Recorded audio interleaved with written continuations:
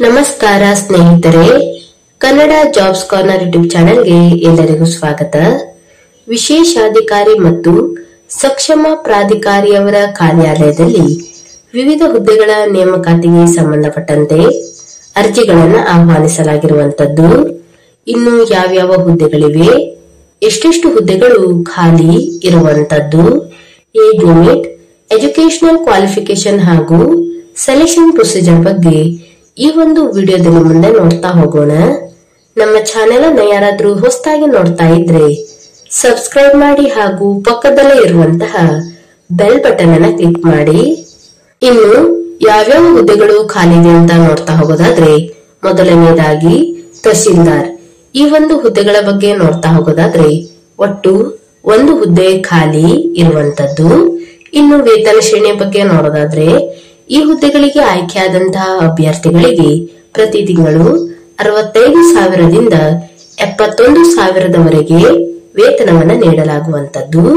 ಇನ್ನು educational qualification ಬಗ್ಗೆ ನೋಡ್ತಾ ಹೋಗೋದಾದ್ರೆ, ತಹಶೀಲ್ದಾರ್ ಹುದ್ದೆ ಅಥವಾ ಅದಕ್ಕೆ ಸಮನಾದಂತಹ ಹುದ್ದೆಯಿಂದ ನಿವೃತ್ತಿಯನ್ನ ಹೊಂದಿರುವಂತಹ ಅಭ್ಯರ್ಥಿಗಳು ಈ ಒಂದು ಹುದ್ದೆಗಳಿಗೆ ಅರ್ಜಿಯನ್ನ ಸಲ್ಲಿಸಬಹುದು. ಇನ್ನು ಏಜ್ ಲಿಮಿಟ್ ಬಗ್ಗೆ ನೋಡೋದಾದ್ರೆ, ಗರಿಷ್ಠ 65 ವರ್ಷದ ಒಳಗಿನ ಎಲ್ಲಾ ಅಭ್ಯರ್ಥಿಗಳು ಅರ್ಜಿಯನ್ನ ಸಲ್ಲಿಸಬಹುದು.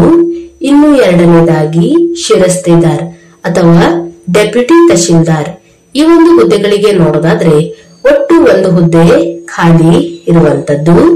ಇನ್ನು ವೇತನ ಶ್ರೇಣಿಯ ಬಗ್ಗೆ ನೋಡೋದಾದ್ರೆ, ಈ ಹುದ್ದೆಗಳಿಗೆ ಆಯ್ಕೆಯಾದಂತಹ ಅಭ್ಯರ್ಥಿಗಳಿಗೆ ಪ್ರತಿ ತಿಂಗಳು 52,000ದಿಂದ 55,000ದವರೆಗೆ ವೇತನವನ್ನ ನೀಡಲಾಗುವಂತದ್ದು. ಇನ್ನು ಎಜುಕೇಶನಲ್ ಕ್ವಾಲಿಫಿಕೇಶನ್ ಬಗ್ಗೆ ನೋಡ್ತಾ ಹೋಗೋದಾದ್ರೆ, ಶಿರಸ್ತೇದಾರ್ ಅಥವಾ ಡೆಪ್ಯೂಟಿ ತಹಶೀಲ್ದಾರರಾಗಿ ನಿವೃತ್ತಿಯನ್ನು ಹೊಂದಿರುವಂತಹ ಅಭ್ಯರ್ಥಿಗಳು ಈ ಒಂದು ಹುದ್ದೆಗಳಿಗೆ ಅರ್ಜಿಯನ್ನ ಸಲ್ಲಿಸಬಹುದಾಗಿರುವಂತದ್ದು.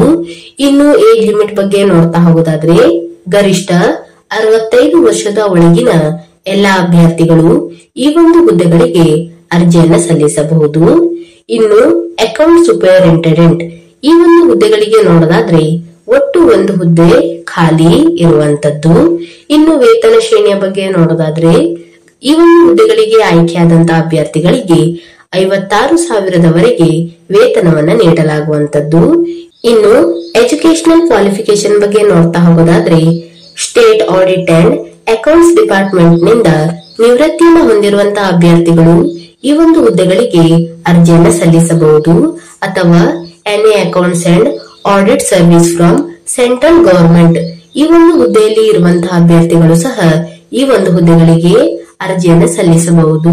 ಇನ್ನು ಅಭ್ಯರ್ಥಿಗಳು ಬಿಕಾಂ ಪದವಿಯನ್ನ ಪಡೆದುಕೊಂಡಿರಬೇಕು ಹಾಗೂ ಗರಿಷ್ಠ 62 ವರ್ಷದ ಒಳಗಿನ ಎಲ್ಲಾ ಅಭ್ಯರ್ಥಿಗಳು ಅರ್ಜಿಯನ್ನ ಸಲ್ಲಿಸಬಹುದು. ಅಥವಾ ಇನ್ನೂ ಒಂದು ಕ್ವಾಲಿಫಿಕೇಶನ್ ಅನ್ನು ಸಹ ನೀಡಿರುವಂತದ್ದು, audit officer or account superintendent ಆಗಿರುವಂತಹ ಅಭ್ಯರ್ಥಿಗಳು ಸಹ ಅರ್ಜಿಯನ್ನ ಸಲ್ಲಿಸಬಹುದು. ಇನ್ನು ಅಭ್ಯರ್ಥಿಗಳು ಎಂಕಾಂ ಪದವಿಯನ್ನ ಪಡೆದುಕೊಂಡಿರಬೇಕು ಹಾಗೂ 5 ವರ್ಷಗಳ ಒಂದು ಸೇವಾ ಅನುಭವವನ್ನು ಹೊಂದಿರಬೇಕಾಗಿರುವಂತದ್ದು. ಇನ್ನು ಈ ಒಂದು ಹುದ್ದೆಗಳಿಗೆ ಅರ್ಜಿಯನ್ನು ಸಲ್ಲಿಸುವಂತಹ ವಿಧಾನದ ಬಗ್ಗೆ ನೋಡೋದಾದ್ರೆ, ಅಭ್ಯರ್ಥಿಗಳು ಆಫ್ಲೈನ್ ಮೂಲಕ ಅರ್ಜಿಯನ್ನು ಸಲ್ಲಿಸಬೇಕಾಗಿರುವಂತದ್ದು.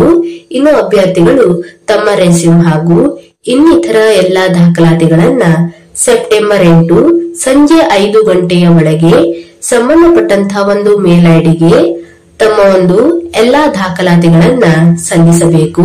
ಇನ್ನು ಮೇಲ್ ಐಡಿಯನ್ನ ನೋಡೋದಾದ್ರೆ SPLOCAIMA21@gmail.com ಈ ಒಂದು ಮೇಲ್ ಐಡಿಗೆ ಅಭ್ಯರ್ಥಿಗಳು ತಮ್ಮ ರೆಸ್ಯೂಮ್ ಹಾಗೂ ಇನ್ನಿತರ ಎಲ್ಲಾ ದಾಖಲಾತಿಗಳನ್ನ ಸಲ್ಲಿಸಬೇಕು. ಇನ್ನು ಆಸಕ್ತ ಮತ್ತು ಅರ್ಹ ಅಭ್ಯರ್ಥಿಗಳು ಈ ಒಂದು ಹುದ್ದೆಗಳಿಗೆ ಅರ್ಜಿಯನ್ನು ಸಲ್ಲಿಸಬಹುದು. ಇವಿಷ್ಟು ವಿಶೇಷಾಧಿಕಾರಿ ಮತ್ತು ಸಕ್ಷಮ ಪ್ರಾಧಿಕಾರಿಯವರ ಕಾರ್ಯಾಲಯದಲ್ಲಿ ಕರೆಯಲಾದಂತಹ ವಿವಿಧ ಹುದ್ದೆಗಳ ನೇಮಕಾತಿಗೆ ಸಂಬಂಧಪಟ್ಟಂತಹ ಮಾಹಿತಿಯಾಗಿರುತ್ತದೆ. ಈ ಒಂದು ವಿಡಿಯೋ ನಿಮಗೆ ಇಷ್ಟವಾಗಿದ್ದಲ್ಲಿ ಒಂದು ಲೈಕ್ ಮಾಡಿ, ಶೇರ್ ಮಾಡಿ ಹಾಗೂ ಸಬ್ಸ್ಕ್ರೈಬ್ ಮಾಡಿ. ಜೊತೆಗೆ ಪಕ್ಕದಲ್ಲಿ ಇರುವಂತಹ ಬೆಲ್ ಬಟನ್ ಅನ್ನು ಕ್ಲಿಕ್ ಮಾಡಿ.